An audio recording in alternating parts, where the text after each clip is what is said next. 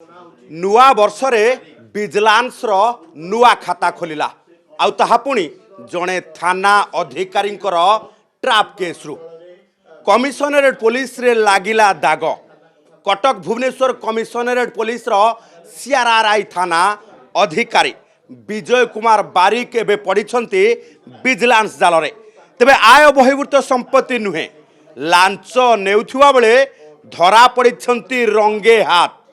जड़े मद दुकानी मालिकों ठारू 40,000 टंका लांच नौथुवा बेले एई नुआ वर्षर सितुआ सकाळ रे विजिलेंस तांकू माड़ी बसिची।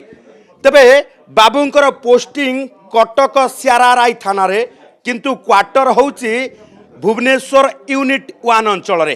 तेबे यार भितरे लांच कारबार टंका को धरिबा परे कमिशनरेट पुलिस रो ये लांचुआ बाबूंकर से सरकारी क्वार्टर रे विजिलेंस विभाग पशिबा परे एबे समस्तंक सामना रे रिजल्ट टिके नजर बुले जानिबा ये खड़खड़िया नोट उपरे। कारण ए नोट देखिले आपण चिंता करिवे जे बाबूंको घरे हाथ मारू मारू सकाळू केते टंका बाहरिची। ये खड़खड़िया नोट कहूची जे गणति परे ये होची 5 लाख टंका एवं ता सहित दुईटी दामी आईफोन सैमसंग फोन एवं आउ दुईटी फोन को मध्य जबत करा जिबा सहित ज्वेलरी रु किना जाइथिबा पूरा बिल सहित पूरा सामना रे आपणकर ये रखा जाइछि। विजिलेंस विभाग पक्षरु तांको घरु जबत होइतिबा ये सबु सुना गहना।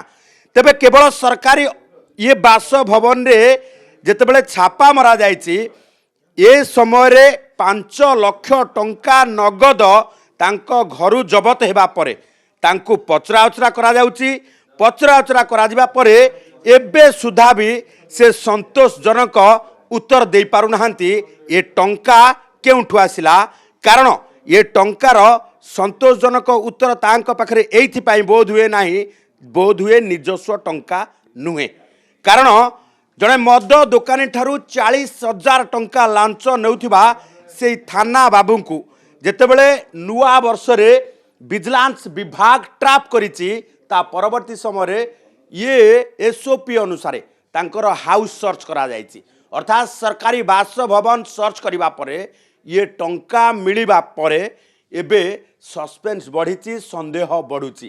कारण एई भली भाबे बाबू हजार हजार टंका लांच नहीं बोधुए आय बहिर्भूत संपत्ति ठूल करिसेंती जाहाकु नेकी एबे विजिलेंस विभाग पक्षरु बोधुए आय बहिर्भूत संपत्ति मामला करा जाई तदंत मध्य करा जाई पारे। कारण राजधानी रे मध्य एकाधिक थाना रे से ड्यूटी करिसेंती एपरिकी इन्फो भैली थाना रे आईआईसी भाबे कार्य करिसेंती। ता परवर्ती समय कटक रो सीआरआरआई थाना को बदली होइतला। तेबे याहारी भितरे विजिलेंस विभाग ये सबु टंका को जबत करिबा परे एबे तदंत आरंभ करिछि थाना बाबूंको पाखकू एते टंका आसिला केउठू आउ को मद दुकानी एमिति टंका देइछि।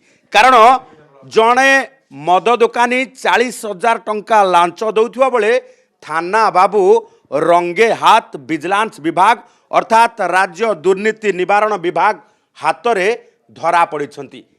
दुर्नीति निवारण को नहीं मुख्यमंत्री कड़ा तागिद दुर्नीति कर नाही टीवी रे आस नाही।